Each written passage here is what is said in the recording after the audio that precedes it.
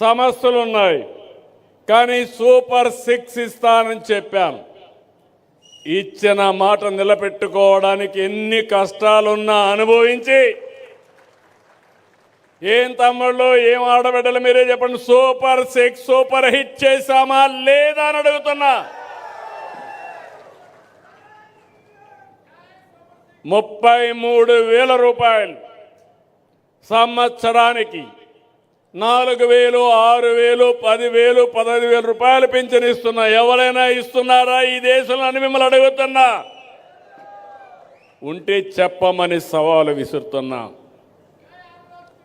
ఇప్పటికే 50,000 కోట్ల రూపాయలు ఇచ్చాం. ఇప్పుడే రైతులున్నారు. అన్నదాత సుఖీభవ 2 ఇన్స్టాల్మెంట్లు ఇచ్చాం. ఇంకోటి కూడా ఇవాళ ఇస్తాను. ఇంకొక పక్క అన్నదాత పండించిన పంటకి మీరు ఇంత మునుపు ఎన్ని అవస్థలు పడేవాళ్ళు. ఇప్పుడు గిట్టుబాటు ధర ఇస్తానని చెప్పి ఎంఎస్పి కోసం 24 గంటల్లో మీ అకౌంట్లో డబ్బులు వేసామా లేదా అని మిమ్మల్ని అడుగుతున్నా. వేసామంటే గట్టిగా చప్పట్లు కూడా చెప్పండి. రాజకీయ నాయకులకు కావాల్సింది మీరు అభినందిస్తే అడిషనల్గా కిక్ వస్తుంది. మీరు నమ్ముతున్నారని ఇంకొంచెం పని ఎక్కువ చేస్తారు. అట్ట కాకుండా పని అయిపోయింది, ఆయన ఏవైతే నాకేంటి అని ఉంటే తప్పుడు ప్రచారం చేసే వ్యక్తులకి మీరు ఆస్కారం ఇచ్చినట్టు అవుతుంది. తప్పుడు వ్యక్తుల్ని ఖండించి మంచిని ప్రోత్సహిస్తే మనకు మన కుటుంబానికి మంచి జరుగుతుంది. ఆ విషయం మీరు గుర్తుపెట్టుకోవాలి. తల్లికి వందనం చెప్పాం. ఎంతమంది పిల్లలుంటే అంతమందికి ఇస్తా అన్నాం. ఈరోజు గర్వంగా చెప్పగలుగుతున్నా, 7 మంది పిల్లలుంటే 1,05,000 రూపాయలు 7 మందికి ఆ తల్లి అకౌంట్లో వేసామా లేదా? 3 గ్యాస్ సిలిండర్లు ఉచితంగా ఇస్తానన్నా. ఇచ్చామా లేదా ఆడబిడ్డలు చెప్పండి మీరే. ఇంకో పక్కన స్త్రీ శక్తి ఉచిత ప్రయాణ సౌకర్యం ఫ్రీగా తిరగాలంటే ఆడబిడ్డలు మొత్తం ఎక్కడ తిరగాలన్నా తిరిగే సౌకర్యాన్ని ఏర్పాటు చేశాం. అంటే ఇవే కాకుండా ఆటో డ్రైవర్లకు ఇచ్చాం, మత్స్యకారుల సేవలో కార్యక్రమాన్ని ఇచ్చాం. ఇలాంటి కార్యక్రమాలు చేనేత కార్మికులకి రాయితీ కింద కరెంటు ఇస్తున్నాం. ఇవన్నీ చేశాం. ఈరోజు ఒక పక్కన సూపర్ 6 సంక్షేమ కార్యక్రమాలకు పెద్దపీట వేశాం. ఇంకో పక్కన స్పీడ్ ఆఫ్ డూయింగ్ బిజినెస్ అనే పేరు పెట్టి పెద్ద ఎత్తున పెట్టుబడులు ఆకర్షించాం. నేను మెగా డిఎస్సి పెడతా అన్నాను. ఎన్నో ఇబ్బందులు కలిగించారు. కోర్టులకు వెళ్ళారు, సుప్రీంకోర్టు వరకు వెళ్ళారు. అన్ని క్లియర్ చేసి సంవత్సరం లోపల ఏదైతే మెగా డిఎస్సి పెట్టి ఉద్యోగాలు ఇచ్చిన పార్టీ ఎన్డీఏ అని చెప్పి కూడా నేను మీకు తెలియజేస్తున్నా. మొన్ననే 6,500 మంది పోలీస్ కానిస్టేబుల్ని రిక్రూట్ చేశాం. ఇప్పటి వరకు దగ్గర ప్రైవేటు వ్యవస్థలో ఒక 4-5 లక్షల మందికి ఉపాధి కల్పించాం. నిన్న మొన్న మీరు చూశారు, దేశంలో వచ్చిన పెట్టుబడుల్లో 25.3% మన రాష్ట్రానికి వచ్చాయంటే అది ఇక్కడుండే ఎన్డీఏ ప్రభుత్వం యొక్క సమర్థత అని మీ అందరికీ విజ్ఞప్తి చేస్తున్నా. నేను కానీ మిత్రుడు పవన్ కళ్యాణ్ గారు కానీ ఇంకో పక్క బీజేపీ అధినేత ప్రధానమంత్రి నరేంద్ర మోడీ గారు, ఈ 3 కూడా మీరు చూస్తే ఇది డబల్ ఇంజిన్ సర్కారే కాదు, 3 ఇంజిన్ బుల్లెట్ ట్రైన్. ఇది దూసుకెళ్తున్నాం. Technology bullet train. ఈరోజు మీరు చూస్తే ఒక పని కాదు, ఒక పక్క అభివృద్ధి, ఒక పక్క సంక్షేమం. ఒకప్పుడు మీ రోడ్లు మీరు చూశారు.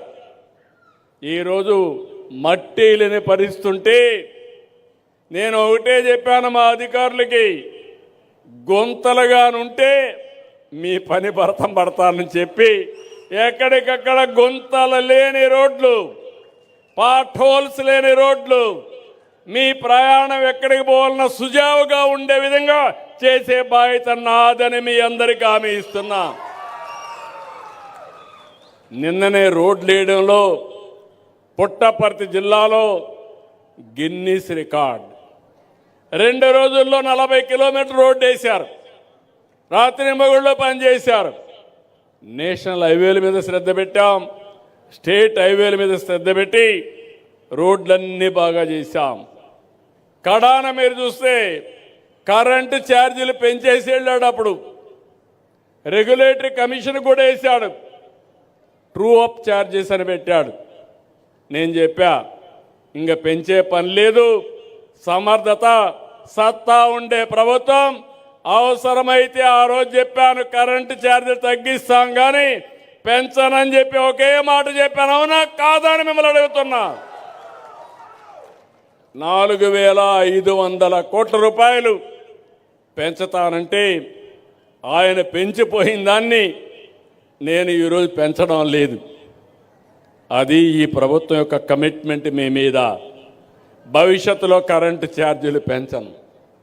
మీరు బ్రహ్మాండంగా హాయిగా నిద్రపోవచ్చు. ఆ విషయం మీరు గుర్తుపెట్టుకోవాలి. ఎస్సీ ఎస్టీలకు బీసీలకు రాయితీ కింద నేను మీ అందరికి కూడా సోలార్ ఇస్తా. మీరే కరెంట్ ఉత్పత్తి చేసుకునే స్వేచ్ఛ మీకు ఇస్తా. ఇలాంటివన్నీ కూడా ఈరోజు జరుగుతున్నాయి. ఇంకో పక్కన మీ అందరికీ ఒకటే విజ్ఞప్తి చేస్తున్నా. ఇప్పుడు కొత్త కాన్సెప్ట్ తీసుకొచ్చాను, స్పీడ్ ఆఫ్ డెలివరింగ్ గవర్నెన్స్. ఏదో వ్యాపారస్తులకు పనులు చేయడమే కాదు, నన్ను గౌరవించింది, మమ్మల్ని గౌరవించేది, ఈ పార్టీకి అండగా ఉండేది పేద ప్రజలు. కాబట్టి మీకోసం మన మిత్ర ఒక యాప్ తీసుకొచ్చా, వాట్సాప్ గవర్నెన్స్ తీసుకొచ్చా. రేపు మీరెవ్వరు కూడా ఎక్కడికి పోయే పని లేకుండా మీ ఇంట్లో కూర్చొని దర్జాగా ఏ పని కావాలన్నా మీరు దబాయించేసుకునే కార్యక్రమానికి శ్రీకారం చుట్టాను. క్యాస్ట్ సర్టిఫికేట్ కావాలన్నా, ఇన్కమ్ సర్టిఫికేట్ కావాలన్నా, మీకు ఏ పని కావాలన్నా, కడాన మీకు ఫోన్లో టైప్ చేయడం తెలియకపోతే మెసేజ్ పెడితే ఏఐ ద్వారా మెసేజ్ని కన్వర్ట్ చేసి మళ్ళా పని చేసి ఆ మెసేజ్ని మీకు చెప్పే బాధ్యత నేను తీసుకుంటానని చెప్పి కూడా నేను మీకు తెలియజేస్తున్నా. ఒక సేవకుడుగా ఉంటా, ఒక అన్నగా ఉంటా. అదే మరిగా మీ అందరికీ ఎక్కడా ఇబ్బంది లేనటువంటి సుపరిపాలనకు నాంది పలకత. అది నా బాధ్యత. ఇంకో పక్క మీరు ఒకసారి చూస్తే ఇండ్ల దగ్గర కూర్చొని పని చేసుకునే రోజులు వస్తున్నాయి. వర్క్ ఫ్రమ్ హోమ్ చదువుకోనుంటే పొలాల్లో పనులు చూసుకుంటూ, అవసరమైతే తల్లిదండ్రులు చూసుకుంటూ ఇంటి దగ్గరనే కూర్చొని పనిచేసే రోజులు వస్తున్నాయి. నాలెడ్జ్ ఎకానమీలో మీరు ఎవ్వరూ ఊహించిన విధంగా గూగుల్ అయితే $15 బిలియన్ అంటే దగ్గర 1,35,000 కోట్ల రూపాయలు పెట్టుబడులు పెట్టి డేటా సెంటరు, ఏఐ సెంటర్ని మన విశాఖపట్నంలో పెడుతున్నారంటే ఇటీవల కాలంలో ఏ రాష్ట్రంలో ఇంత పెద్ద ఎత్తున పెట్టుబడులు రాలేదు. అది మనం సాధించిన ఘనత. ఇలాంటివి అనేక కార్యక్రమాల్లో మనం ముందుకు పోతున్నాం. ఇంకొక పక్కన ఈరోజు నేను ఇలాంటివి చేసి టూరిజం నిన్నే చూశారు. విజయవాడలో అమరావతిలో ఆవకాయ అమరావతి ఫెస్టివల్స్ ప్రారంభించాం. ఇక్కడే వస్తే మీరందరూ ఒకటి అడిగారు. ఇక్కడికి వచ్చినప్పుడు జగ్గన్న తోట ప్రబల తీర్థం. ఇది శతాబ్దాలుగా కోనసీమ ప్రజల భక్తి విశ్వాసాలు గౌరవిస్తూ జగ్గన్నపేట ప్రబల తీర్థాన్ని రాష్ట్ర పండుగగా జరపాలని నిర్ణయించాను. నిన్నే క్యాబినెట్లో నిర్ణయించాను. ఇది ఒక పండుగే కాదు, 400 సంవత్సరాల నుంచి వారసత్వంగా వస్తున్నటువంటి ఆధ్యాత్మిక సాంస్కృతిక ఉద్యమం. ప్రతి ఏటా కనుమ పండుగ. నిన్నటి వరకు న్యూ ఇయర్ అయింది, రేపు సంక్రాంతి వస్తూ ఉంది. సంక్రాంతి కన్క్లూడింగ్ ఫంక్షన్ కింద మనం కనుమ చేసుకుంటాం. అందులో ఈ ప్రాంతంలో అయితే గోదావరి జిల్లాలు అనగానే గుర్తొచ్చేది కోడి పందాలు. అయితే ఒకటే కోరుతున్న, జోదాలు వద్దు. మనకు ఒక మెంటాలిటీ కూడా ఉంది.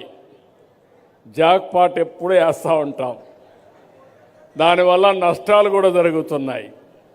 మన ఆలోచన విధానంలో పాజిటివ్గా ఆలోచించుకొని మన వారసత్వాన్ని పరిరక్షించుకుందాం. కానీ మన వారసత్వాన్ని బలహీనత చేసుకుని జోదాలు అడిగే పరిస్థితి వస్తే అది మంచిది కాదు. కోడి పందాలు చూద్దాం, వినోదం కింద చూద్దాం, కానీ జోదం కింద కాదని మరొకసారి మీ అందరికీ విజ్ఞప్తి చేస్తున్నా.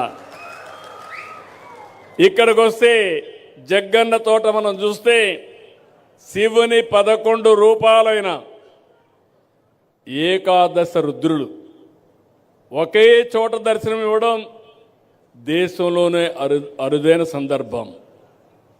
వాడపల్లి విశ్వేశ్వర ప్రభలు, కాట్రేనికోన మహేశ్వర ప్రభలు, భీమవరం త్రయంబక ప్రభలు, నల్లజర్ల త్రిపురాంతక ప్రభలు, నేదునూరు శ్రీకంఠ ప్రభలు, ముమ్మడివరం కాళాగ్ని రుద్ర ప్రభలు, మొగల్తూర్ నీలకంఠ ప్రభలు, పాలకొల్లు మృత్యుంజయ ప్రభలు, గంగాలకురు అగ్రహారం సర్వేశ్వర ప్రభలు, గంగాలకురువు సదాశివ ప్రభలు, పుల్లేటి కుర్రు శ్రీముఖేశ్వర ప్రభలు. అంటే 11 రూపాలైనటువంటి ఇవన్నీ కూడా 11 పురాతన శైవ ఆలయాల నుంచి వచ్చే ప్రభలు ఒకే వేదిక పైన కొలువివ్వడం ఈ ఫంక్షన్ ప్రత్యేకత. ఇది ఒక వారసత్వం. ఇది కూడా ప్రభలు మోసుకుంటూ భక్తితో కౌశిక నది దాటి ఊరేగింపుగా మహా అద్భుతంగా వచ్చి దగ్గర మీరు చూస్తే ఇది ఒక ఆచారం కింద కాకుండా శివభక్తి, ప్రకృతి, ప్రజల మధ్య ఉన్న బంధానికి ప్రతీక. ఇది ఆలయాల గ్రామాల ఐక్యతకు నిదర్శనం అని చెప్పి నేను మీకు తెలియజేస్తున్నా.